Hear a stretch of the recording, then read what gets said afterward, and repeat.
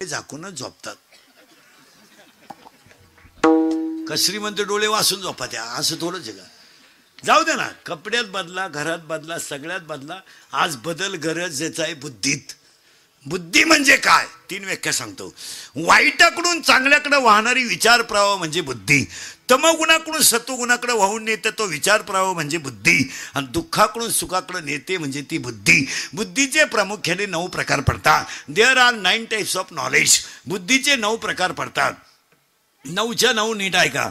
1 चर्मबुद्धी, 2 बुर्नज बुद्धी, 3 तैल बुद्धी, 4 दगड बुद्धी, राजस बुद्धी, तामस बुद्धी, सात्विक बुद्धी, सद्बुद्धी आणि दुर्बुद्धी. तुम्ही बदला पण बुद्धीत बदला. आता लोक म्हणते जग सुधारलंय, जग सुधारलंय. सुधरू द्या. लहानपणी आपल्याला 11 वाजता रेडिओ ऐकायला मिळायचा. पूर्वी ग्रामपंचायतीला रेडिओ राहायचा. 7 वाजता बातम्या राहायच्या. लोक 6:30लाच ग्रामपंचायती पुढे बसायचे. त्याच्यानंतर तो ग्रामपंचायतीचा रेडिओ बंद झाला. मग लग्नात नवरदेव रुसायला लागली रेडिओवरून. मग तो नवरदेवाला रेडिओ घ्यायचे डोकं गळ्यात. ते 200-250 रुपयाला मिळायचं. 11 वाजता कामगार सभा, 7 वाजता बातम्या. मग ते कामगार सभा शेळ्यांमागं वड्याला पाठाला ऐकायचं. ती नादीच होतं ती. तो रेडिओ गेला, टीव्ही आला. टीव्ही गेला, टीव्ही जवळजवळ वजा झाला. DVD आला, CD आला. आता सगळंच गेलं. आता फक्त 6,000चं 3,000चं खोकं घ्यायचं. सगळी माहिती त्याच्यात.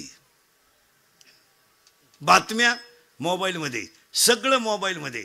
माणसं सुधरत गेली, पण अजून माणसं कानानच ऐकतात. टीव्ही गेला, जाऊ द्या, टीव्ही गेलाय, सगळं गेलंय, पण ऐकायचं ते कानानच, पाहायचं ते डोळ्यानं. मग बदल तरी काय झाला? मग नवीन डोळे बसवा, नवीन कान बसवा. तुलाही लखपतीची अवलाद देईन तुझी. मग देवानं दिलेल्या तोंडानं का आला खातो? एखादं तोंडी का ताण पैसा आहे तू. 3 गोष्टी जपून वापरा. अंगातली ताकद जपून वापरा, खिशातला पैसा जपून वापरा आणि आयुष्यातली वेळ जपून वापरा. अंगातली ताकद आता पहिल्यासारखं राहिले. राजकारणी लोक ध्यानात ठेवा, कार्यकर्ते. आता पहिले तुमचं मार्केट पहिल्यासारखं राहिलं नाही. तुम्ही जरा घरादाराक पहा. ही देशाची सेवा राहू द्या. हे लोकांचे बांबू उपटायचं बंद करा. आता 40 वर्ष खोट्या टोकल्या. याची 17 झटक आणि त्याची 17 झटक. आता ते दिवस राहिले नाही. अहो 1.5 महिन्यापूर्वी तुम्ही एकमेकाला शेदत होते. आता एका कोंबडी उकुदा त्या कोण तुमच्या नाद लागेल? म्हणजे कार्यकर्त्याची किंमत पक्षातून तर जवळजवळ गेली. गावात तर आता त्यांना कुणी घरातही नाही. अरे शेतकऱ्याच्या बैल जर बांधले ना शेतकऱ्यानं, तर अवताची बैल बांधले का त्याची बायको हातात तांब्या घेऊन येते पाण्याचा. पाणी प्या, चहा घेता का जेवण करता? गरीब घरे पण आदर केवढा आहे. तर असं करा, सकाळचं कालवण गरम करते, दूध भाकर खाणं तर मग स्वयंपाक करते. तुम्ही तो असं करा, दूध भाकरच खातो, सकाळी पाहू. या कार्यकर्त्यांच्या बायका असं नाही बोलत घरी गेले. पप्या त्याला विचार खायचंय का?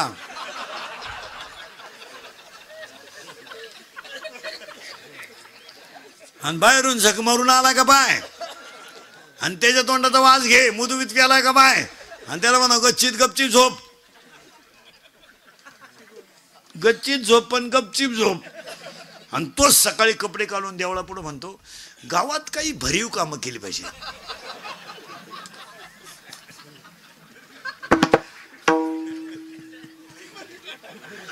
काय भरीव करतो ख्वाक करतो, काय डोंबलं करतो.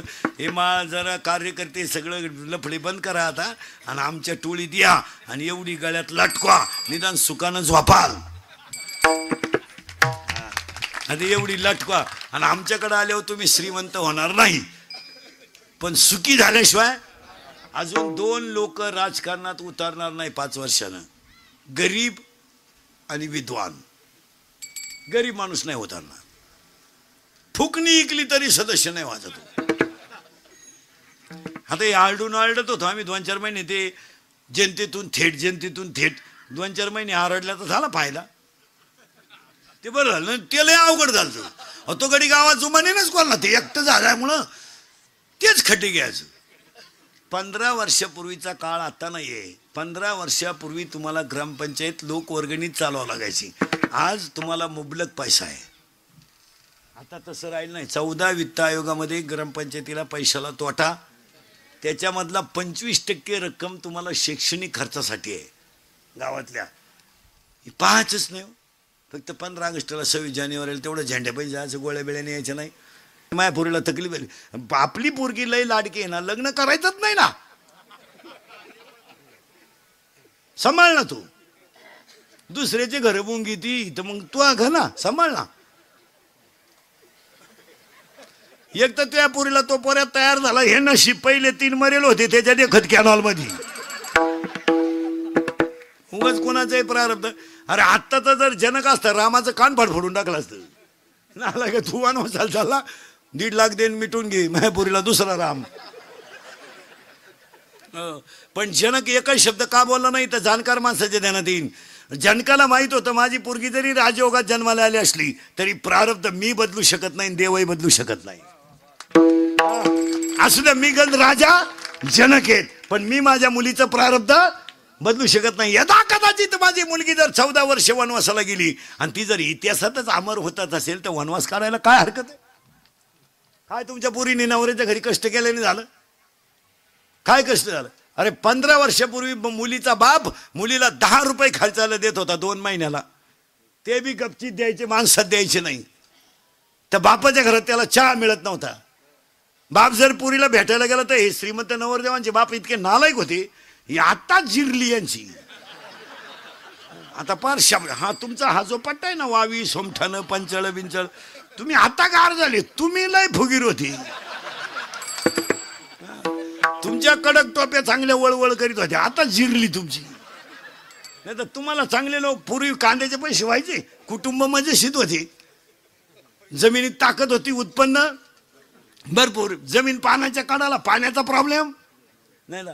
तेव्हा तुम्हाला बळच पोरी देत होते लोक. तेव्हा तुम्ही लय आकडू. तुम्ही कुठं, आम्ही कुठं, हे कसं शक्य? तुमची जमीन आणि आमची कांद्याची चाळ सारखीच. आता कशी जिरली? आता का कोंबड्याचा नाही तो का चांद्याच्या चाळीत? आता बळच तुम्ही पुरीच्या बापाला म्हणता राम राम. तो यंदा नाही, तो तिकडं वड्याला सोडवो, आम्हाला नको.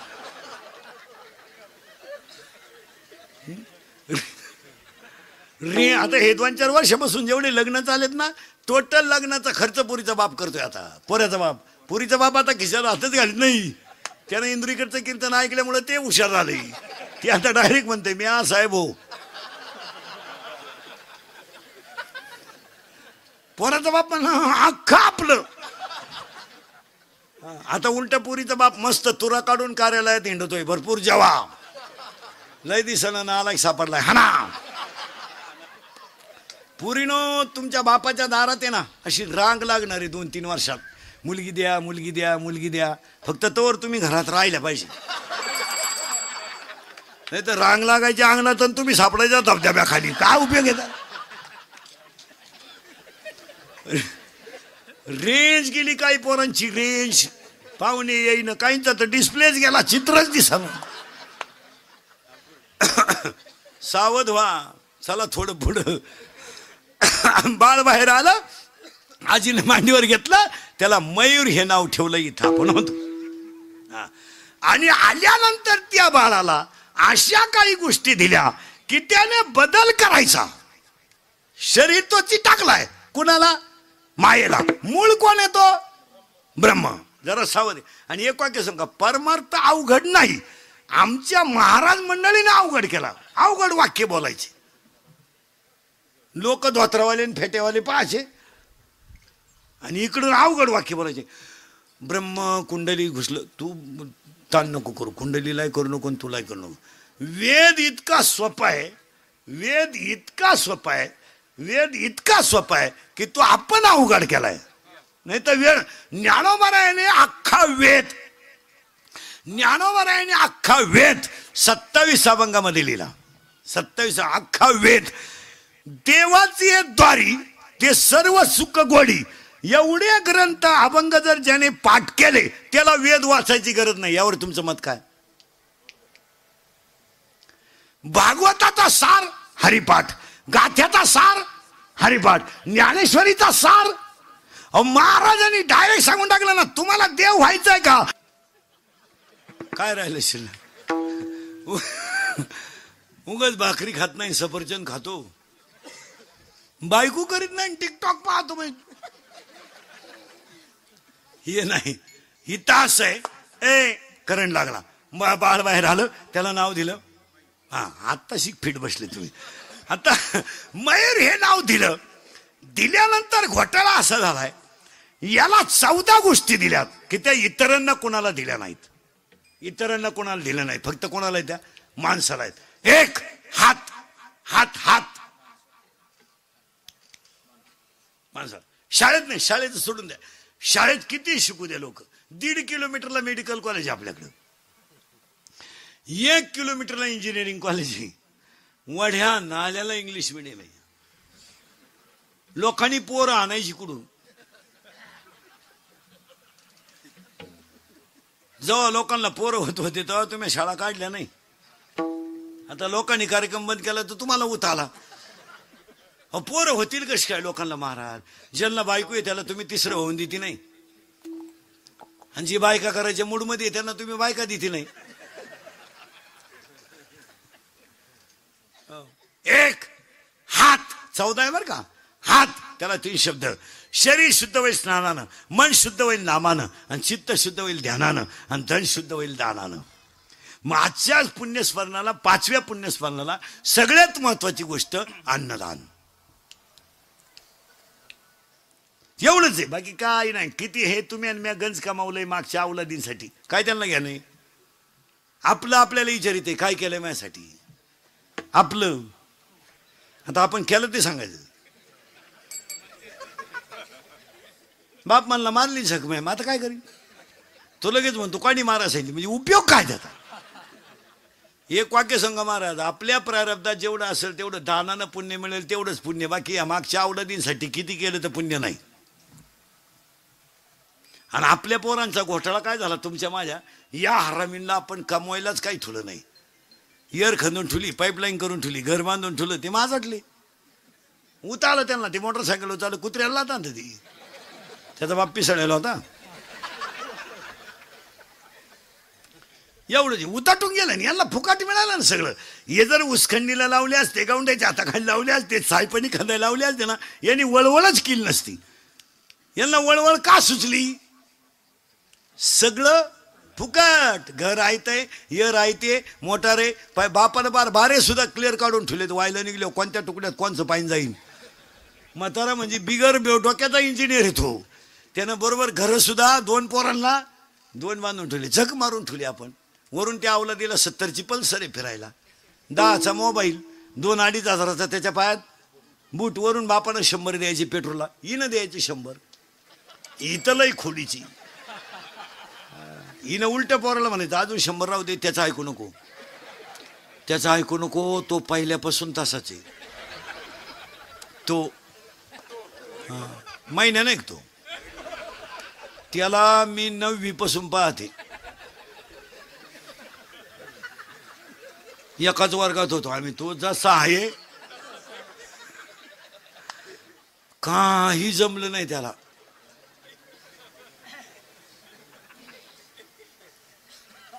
आता त्या अवलादीला 100 खर्चायला, 70ची पल्सर, 10चा मोबाईल, 2-2.5 हजाराचा पायात. ती अवलाद का आला हरिपट करी. वरून हात त्याच्या डोक्यावर आहे ना हिचा दरिद्रीचा हात. मग त्या अवलादीला माज आला. आता आपल्या पोरांनी वाढदिवस साजरी करायला सुरुवात केली. आता घरी नाही करीत, त्याला बाप नाही ना. इक्यानॉलला सापडेला अवलादी ह्या. आता या हरामींचे वाढदिवस आता धाब्याच्या पुढं आहेत. धाब्यावर 90 प्यायच्या, केक ठेवायचा धाब्याच्या पुढं. मग तो एकमेकाच्या तोंडात प्रसाद म्हणून घालायचा, हॅपी बर्थडे टू. आणि 90 पिऊन मग एकमेकाला बापाच्या नावानं हाका मारायच्या, एलत्या. पोरानं खरंय का खोटंय. खरंय का खोटंय. खरंय. मग आपले भक्त खोटं नाही म्हणते. आपले पोरानं पप्पाचं आणि मम्मीचं भांडण झालं तर स्पीड मध्ये कोण बोलती रे? मम्मी. करेक्ट. आणि भामटेवानी खाली मान घालून कोण ऐकतो? पप्पा. करेक्ट. मग आपल्या घरात भामटा कोण? पप्पा. आणि घरातला हेडमास्तर कोण?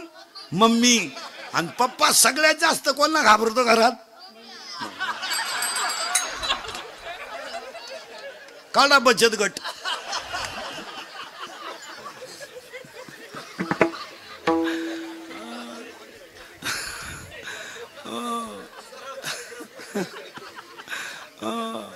अहो पोरांनो, लवकर आजी उठती का मम्मी? आजी. करेक्ट. आणि निवांत उठून पहिला चहा ढोसीती ती मम्मी. करेक्ट.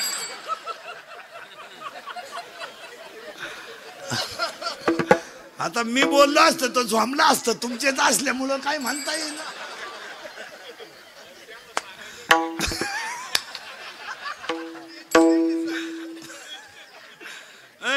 चला थोडं पुढं. हात एक. एकच वर का 14 सांगतो पटकन. हात एक. 14 मोजायचे बाबा. किती? 14. हात एक. दान करा. दान करा. आणि पाया पडून सांगतो तेवढंच सत्य आहे, नाही तर बाकी सगळं. आता हे बिचाऱ्या घुमरे परिवाराचं एवढं मोठं अन्नदान घडेल ना, एवढंच पुण्य खरंय. खालच्या वावरात डाळिंब केले तरी तेच, वर चिंगळ्या लावल्या तरी तेच. महिला मंडळ 2 सख्खे भाऊ आहे, एक शेतीवर आहे आणि एक नोकरीला आहे. शेतीवर आहे तो तुमचा नवरा आहे. तो सासऱ्यानं ठुला का तुमच्या कर्मात, त्याच्या कर्मान राहिला? करेक्ट. वा वा वा.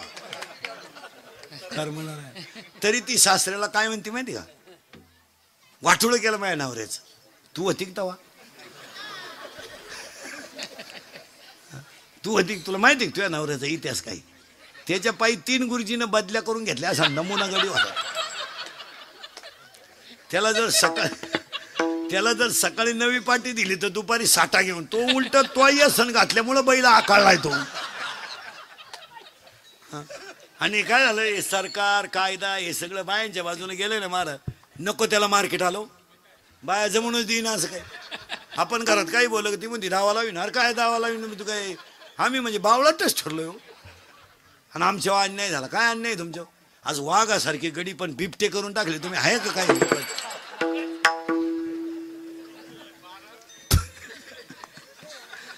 आणि आमच्यावर अन्याय झाला. काय अन्याय झाला? डोंबलं.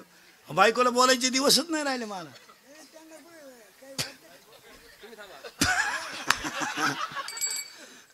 ते काय आणि काय झालंय बुद्धी झाली कमी आणि अधिकार झाला, त्याच्यामुळे बावळ्याचा बाजार झाला सगळा. पूर्वी फक्त पुरुष फेटा बांधायची, आता यांनी फेटे सुरू केलेत लग्नात. तुम्ही बांधा फेटे, आम्ही घेतो 9 वार. पुरी निघाला पॅन्ट शर्ट, आम्ही घेतो गाऊन, घेतो वाढण्या नावळी तो मुंडके. मग आता काय करतो? अर्थ लोपले पुराणी, नाश केला शब्द ज्ञानी, विषय लोभी मनन साधनाव गे बुडवले. हात एक. बोलणे 2. 14च्या 14 सांगतो एका मिनिटात. हात एक. दान करा. 2. बोलणं नीट बोलावं. शक्यतो बोलूच नाही तर बोलावं, पण कसं? मितले आणि रसाळ शब्द जैसे कल्लोळ अमृताचे. चांगलं बोलावं. आणि महिला मंडळाला 3 गोष्टी सांगतो. पाणी जपून वापरा, वीज जपून वापरा, आणि घरात वाणी जपून वापरा. वाणी जपून वापरा. आणि वाणी वयाचं भान ठेवून वापरा. आपण सुनबाई आहेत, आपली वाणी सासऱ्यापर्यंत जा. एक वाक्य सांगा खरं, सासू सासऱ्याला बोलायचा तुम्हाला काही अधिकारच नाही. काय तुझ्या बापानं टेम्पोवर भांडे दिले ते कोणतं नीट राहिलंय त्याच्यातलं? पटतं घरात घालताना मोडलं. दिवाणचं तर पहिलंच तंगडं निघेल होतं. सोफा सेटवर फक्त कोंबडीनं उडी हाणली, दाबला खाली. काय काम आहे सासू सासऱ्याला बोलायचं? काय आपण खिलारी पायदा घेतला विकत त्याच्याशी बोलायचं? एक वाक्य सांगा. शेतकरी वर्ग दुष्काळ सहन करेल, शेतकरी वर्ग गरिबी सहन करेल, शेतकरी वर्ग सगळं सहन करेल, पण मुलानं सुनबाईनं केलेला अपमान शहाणी माणसं सहन करू शकत नाही. त्याला दुष्काळ पडला ना काय वाटत नाही, त्याचं नुकसान झालं ना त्याला काही वाटत नाही. तो म्हणतो देवाची कृपा आहे. हो द्या, जाऊ द्या. सोयाबीन काढली होती, बरं यंदा सोयाबीनचे पैसे झाले असते, मजूरच मिळालं. या गुतल्या होत्या प्रचाराला, सोयाबीन आणि प्रचार संघ चालता.